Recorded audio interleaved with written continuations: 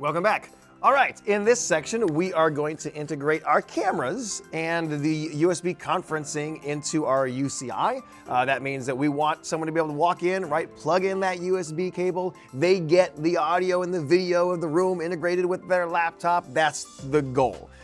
As a reminder, what our actual system kind of looks like is we've got our NV32H as the core. We are using a USB cable to bridge the audio video to whichever laptop chooses to plug that in. And we've got our two cameras on the switch coming in to integrate into our system that way. Worth a reminder, we could talk about this for days about our cameras, the NC series cameras. It's a single Ethernet connection that gives you the video and the control and the power. When you're installing these into a system, you don't have to deal with, running HDMI long stretches or trying to deal with USB extenders and USB hubs. None of that. Installers are very good at running Ethernet cable where it wants to go, and so our cameras are very friendly for the installer. And good Lord, if you have not checked out Vision Suite, do it. Q-SYS.com/Vision Suite. It's incredible. Vision-based control, including presenter tracking, and go on and on. Our cameras are amazing. Yeah. In order for them to be amazing, we got to get them into our system, right? So let's get them into the system. Here's something to think about. When you go to the cameras tab, what do you want to have happen? We want to see stuff. What do you want to see? I want to see people. Then we can just add some JPEGs of people and put them on there. We want our camera. We want our camera preview tab. We want to be able to choose which camera is active, but that's not very relevant if we haven't connected the USB cable, is it? Right? If they haven't connected the cable, I don't want to show them the camera preview window. I don't want them to choose the cameras because that's not useful to them. I want them to instead be told that they're not connected and give them some instruction to say, hey, your system doesn't have a PC connected to it. Why are you even on this page? So we are going to provide that. If someone tries to navigate to the camera layer and there is not a USB connection valid, then we want to show them a warning. If they try to navigate to the camera layer and there is a PC connected, then we want to show them the stuff. If they plug in a USB cable and we're not on the camera tab, we want to drive them to that camera tab. If they're on the camera tab and they disconnect their USB connection, we want to now warn them that it's disconnected. There's all these different possible conditions that we want to plan into our system in order to make this system automated, right? We don't have to do that. We could just be lazy and leave it to them, but the whole point of Q-SYS is to provide a experience for your users that is easy to intuit and react to them. We want the system to be as easy as possible for them to operate so that they can have a successful meeting, and that means automation. It means we want to anticipate the various things in the room that could cause them to be confused. We want to avoid that possible confusion. So first things first, let's add a layer to our UCI that will warn them when something is wrong. So we'll go back to our class UCI. Here we are. I am going to add a layer. You can use Alt-L or down here, plus add layer. I'm going to call this one 350 USB disconnected. We talked about earlier our naming convention, right? By making it 350, it's clearly in the camera's branch of possible layers that they could see. I put it down in 50 because there might be other things I choose to add later on that are relevant that I want to see when the cameras are connected. So I made some space for myself, put it in 350. And we're going to have this layer be visible when there is no connection, and we'll have the normal layer be visible when there is a connection. So on this layer, let's give ourselves a warning. I'm going to go ahead and grab a text field, and I'll put it right here. What's our warning, Patrick? What do we want to tell them? Where's your cameras, fella? Where is your cameras, fella? And ladies. And lady. Hold on, let me add that in there. Folks. And ladies, folks. Anything else? Please. Please. That was nice. That was a nice addition at the very end there. It's kind of hard to read right now because our base text control is dark. Let's go and add a style to this. I'm going to call this a text label. Let's go with size extra large. Where is your camera, fellas and ladies, folks, please. You can do whatever you want. Add a warning. I don't care what you write. This is our warning screen. So it has been said. So it is written. That's our warning screen. I'm going to then hide that one. And let's add what we do want to show them on our cameras tab. So what do we want to show them? Let's go to our page 1. Go to your camera routing section. Here's where your cameras are. You got camera 1 and camera 2 fed through a MediaCast router to the USB video bridge output. I would recommend that you always go to the video bridge output and grab the preview windows from here. You don't really want to give your user control of the base camera because if you give them 2 different pages for camera 1 and camera 2, it's a little confusing. The video bridge already receives one of those feeds, and these controls automatically kind of look backwards at what is feeding through the MediaCast router, and it will control whichever one is currently active. That's real slick. So let's just grab all these controls for our preview window. I'll just copy them. I'm going to paste them on our cameras tab. I'm going to leave a little room for some more content we're going to add later on, so I'll keep it a little bit small for now.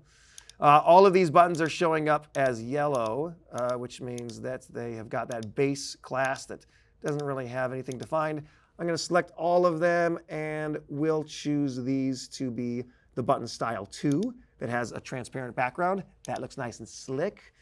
For our preview window can still be visible behind it. And we also want to grab our source selection options. So if we go back to page 1, we go to our MediaCast router itself. Let's give the option to choose either button 1 or button 2. And I'll put those on my UCI as well. Make them a little bit larger. These ones I think would be more appropriate to be style 1, so I can see them when they're off. I don't want them to be transparent. I'm going to call this left display and, not display, left camera.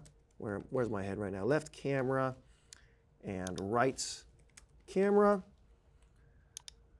I think they both would like to have a text of at least medium. That's looking better.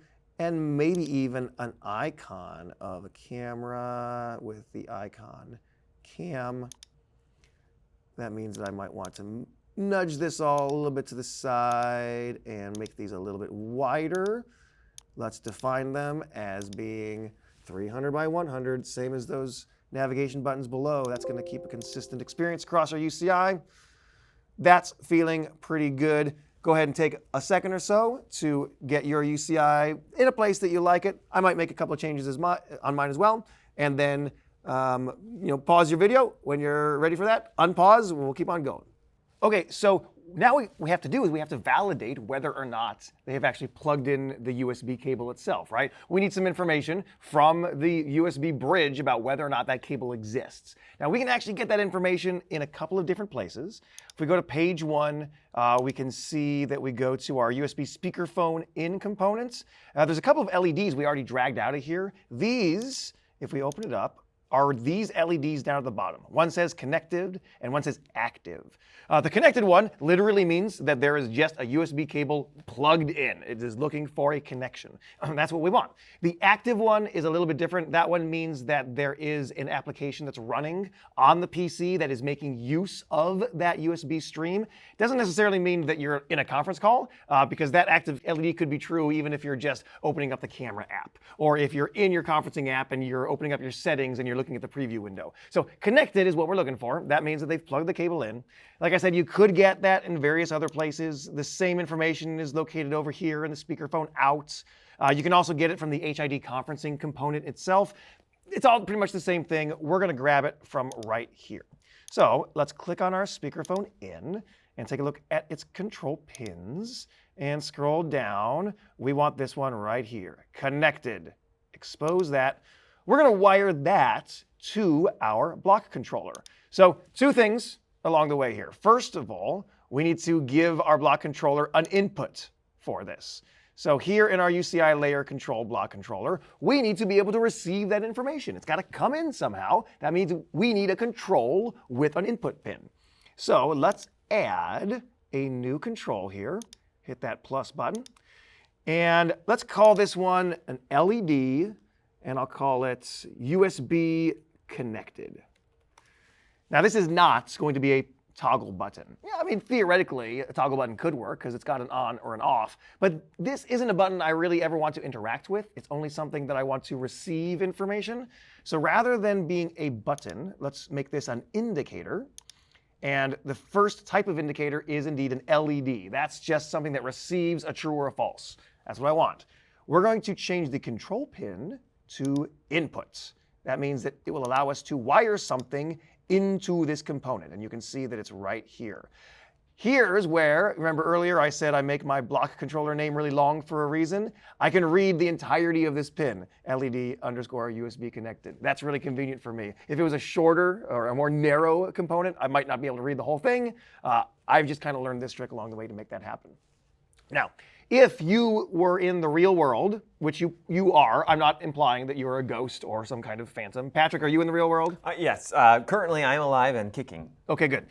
If you were in the real world, you could just wire that connected LED from the USB speakerphone directly to our block controller. However, for the purposes of this class, you remember we put that emulator UCI in here? We need to funnel everything through our emulator script and then back to your components. So this may be a little bit not realistic for the way you'll actually install this, but just follow along with me. If you look down here on our emulator, we've got a whole bunch of pins that we will need you to connect throughout the course of the class. Let me close that. And this very first one is called number 1, USB connected to emulator. And output says USB connected from emulator, all right? We're waiting for something to come in and something to go out. All these signal tags are broken. They are not terminated yet. We need to finish them. We've given you the connections, but they aren't active until you connect them. So I'm gonna copy this first one, USB connected to emulator. That's gonna be coming from our USB speakerphone. Let's just paste it right here. Voila. Now the LED comes out of the speakerphone, into the emulator, and then we're going to take the output from the emulator, copy that, and paste that into our block controller. All right? Pause it if you need to look at that again. Go back and make sure you wired it properly, because if it's not wired properly, that's not going to work, that's for sure. While we're wiring things through the emulator, there's one more thing I want you to wire through the emulator. I've got one down here called number 5, Cam 1 active, and number 5, Cam 2 active. I want the emulator to react. We've got little like glowy blue outlines around the cameras when one of them is active and the other one is not. So let's go to our media cast router, which is the one that's deciding which camera is currently fed through to the USB video bridge. I also want to expose the output 1, input 1 select, and output 1, input 2 select. These represent my 2 cameras when they are active. So this one, rather than copy and paste it, I'm just going to hit the space bar, which will show me a list of all of the current signal tags I could choose from that are not terminated. I'm going to choose this one to be number 5, Cam 1 active, and this one is Cam 2 active. All right. Just a simple connection. That way our emulator knows which one we have selected. And again, that's based on these buttons here, our left camera or our right camera. Make sense? You can't answer me. Make sense, Patrick? No, I can't answer. I'm a ghost now. You died in between? It was seconds ago. Yeah. What happened? Things move quickly in the afterlife. I'm so sorry to hear that. Thanks for being here, Ghost Patrick.